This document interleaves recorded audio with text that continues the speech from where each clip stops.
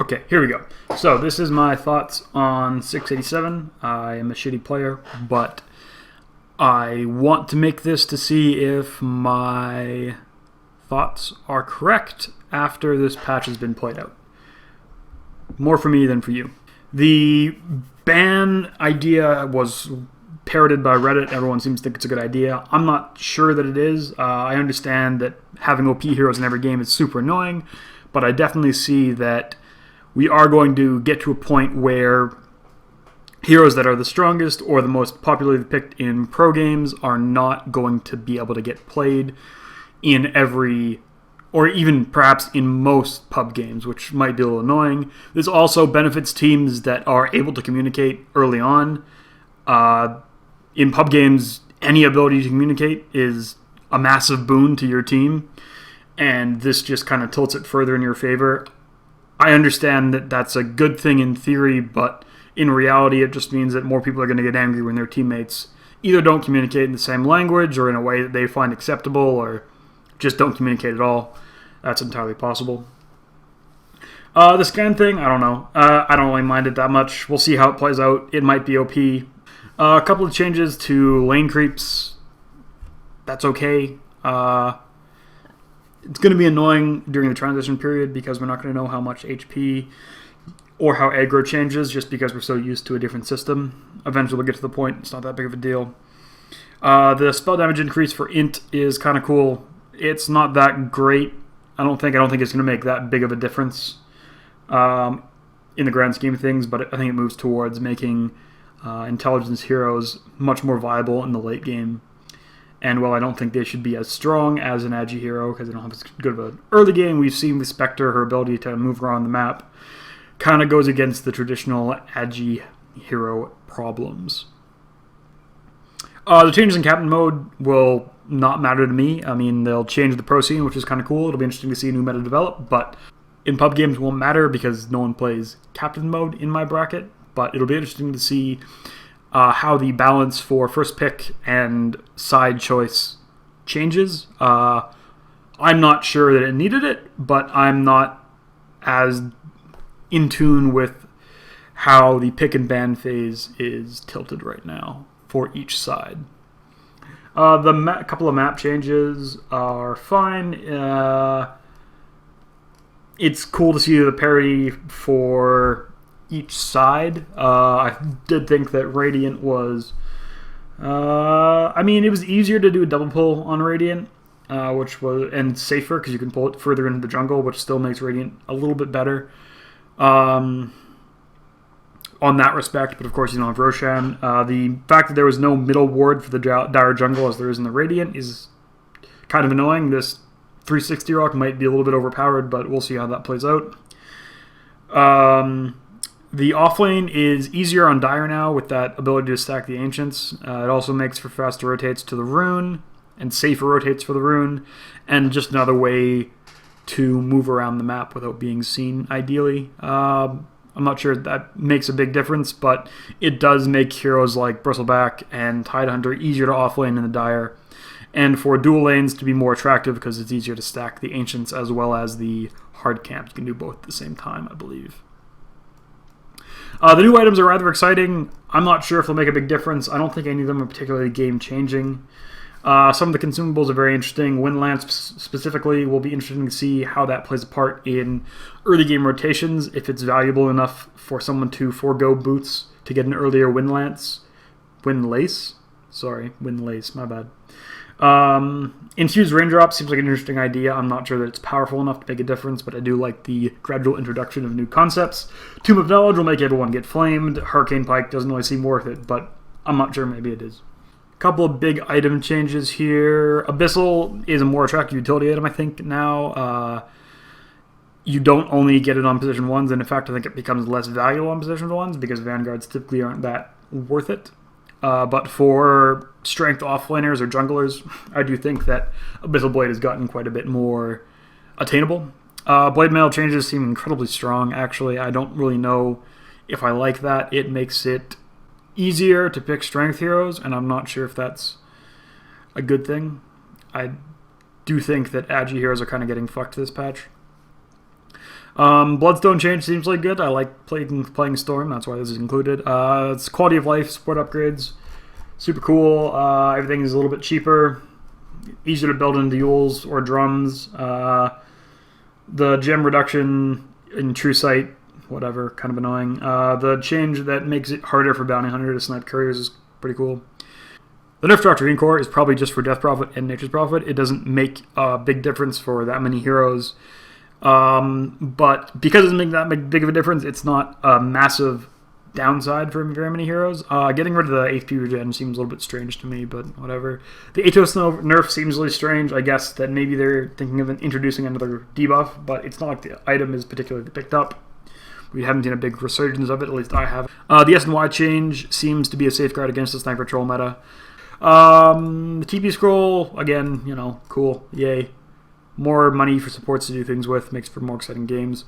They fucked Arc Warden so incredibly hard. I don't understand. I never had to play against this hero, thankfully, but everything that I've seen in high-level pubs makes me want to hate this hero, and he's now currently DOA. At least the current build is DOA. Maybe a new one will arrive. There have been some minor nerfs and buffs to mid-tier heroes, mostly buffs, just trying to raise unpicked heroes to a point where they're playable. One more note about the mid-tier heroes. I'm a big Storm player, as noted above, and the idea of rushing Aghanims on Storm is awful. Don't do it ever, please. You don't have the mana pool, and he's not particularly that strong. I don't know if I like the idea of changing his mechanics so that he fits to be a more teamfight-centric hero, as opposed to a hero meant to take pickoffs. I understand trying to find a place for him where he's playable is admirable, because he's pretty much dead now, but I'm not sure if the Aghanims is the way to do it. I do think that it's possible that the Bloodstone buff may make him viable again. They have major nerfs to all of Invoker and OD and a bunch of other OP heroes, Enchantress as well. I don't think that the Invoker nerfs are nearly as problematic as everyone's making it out to be. The cast point increase on Invoke is actually a pretty big deal. It does make it harder to combo, and you also can't cast while running away, as far as I understand. I just think it'll take a little bit of time to get used to the increased cast point on all of his spells. Cools of that being dispellable is fine. Ghost Walk increased. The cooldown makes him a little less attractive in pubs. And the tornado vision reduction, as you've seen in the past, Ice Frog really likes changing the vision of abilities to make them worse. I like this kind of nerf. The Forge Spirit swap for Exort and Quas is brilliant. I do think that solves a lot of the issues that involve the Quas Wex or Quas Exort build, and I do think that it makes Quas Wex and Wexort a little bit more attractive, which is kind of cool. I do think that Quas Exort is the easiest build to run right now.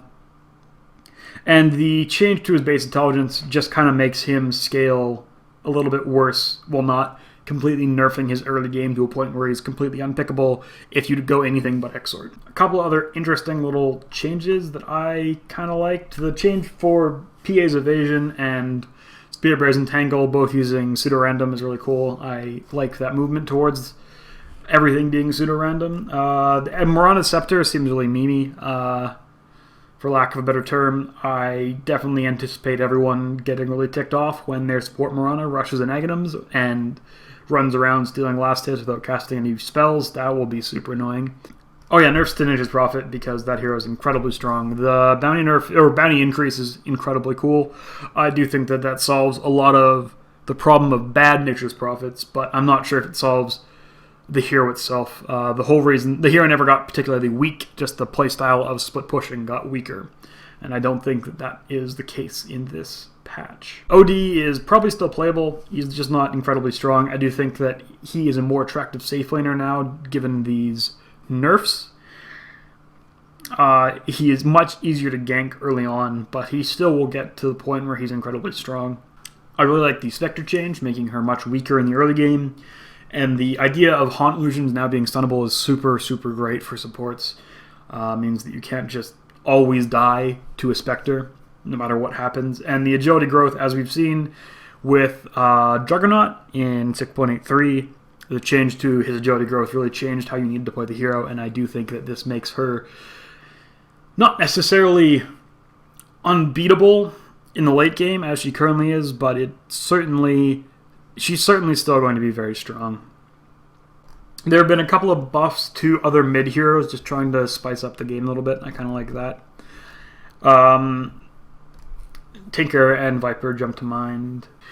Static field damage rescaling is a really good idea. It brings him to line with the damage, or the int going into damage now. Makes him not become incredibly strong in the late game. Static field no longer disable blank daggers is probably a safeguard against Zeus becoming the most powerful mid laner. He's already a very strong hero, and with the int going into damage, he has the possibility to just be able to snowball. The change of Thunder God's Wrath seems a little bit unnecessary. You don't pick him for the alt damage, really. It's nice in the first 20 minutes, but having 50 less of it's probably not a big game changer. Those are my thoughts about the patch changes. Now, if we want to talk about the patch timing and the schematics of it, I do think that the patch timing is really shitty. You are potentially fucking over a ton of qualifier teams because you might get stuck in a situation where just because a team figures out a cheesy strat for the qualifier makes them qualify for the tournament, and then once it gets figured out, they're effectively useless. And that could happen regardless of patch timing, but I do think that having a new patch this close to the qualifier is going to increase that chance. And that sort of randomness is not particularly attractive to me. The fact that main event invitations have not gone out yet is super sketchy. It makes me wonder if there's discontent within Valve, or if they simply are unsure of the information that they have and they wanted to maximize it by seeing as many games played as possible. I do think that the current time between majors is an issue, and I do think it will continue to be an issue until that changes. I wouldn't be opposed to only seeing 3 majors a year with a TI, or if seeing 2 majors a year with a TI, so 3 in total, I suppose.